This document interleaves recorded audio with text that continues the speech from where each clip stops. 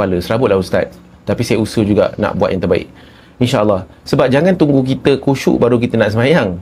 Sebab khusyuk tu dia datang dengan praktis, dia datang dengan training kita memperbaiki solat. Dan kita kena ingat, perbaiki solat ni, kalau lah contoh kita still tak dapat nak fokus sembahyang, macam-macam benda dalam kepala. So, saya ada beberapa tips lah tuan-tuan yang saya boleh kongsikan. Pertama adalah, kita kena dapatkan buku-buku, ada banyak lah tuan-tuan buku-buku. Jadi ada rezeki saya kongsikan beberapa buku yang saya suggest untuk kita nak belajar memahami dan menghayati solat ni.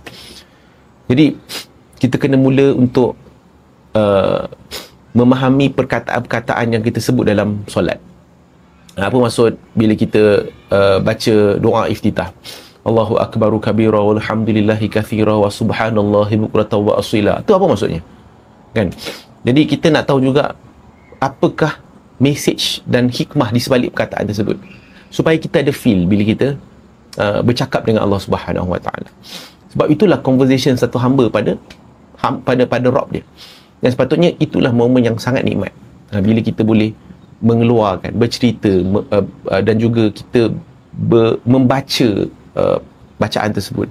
Bahkan Nabi, antara amalan yang Nabi paling suka adalah solat. Bahkan Nabi bagi tahu pada Bilal, wahai Bilal, rehatkanlah kami dengan solat. Dan solat itu adalah satu kerehatan. Macam mana kita nak nampak solat itu adalah satu kerehatan? Kita kena try buat. Kita kena upgrade lagi ilmu pemahaman tentang solat tu. Tuan-tuan, kalaulah satu benda yang tuan-tuan boleh invest, untuk mengubah hidup tuan-tuan, invest dalam solat.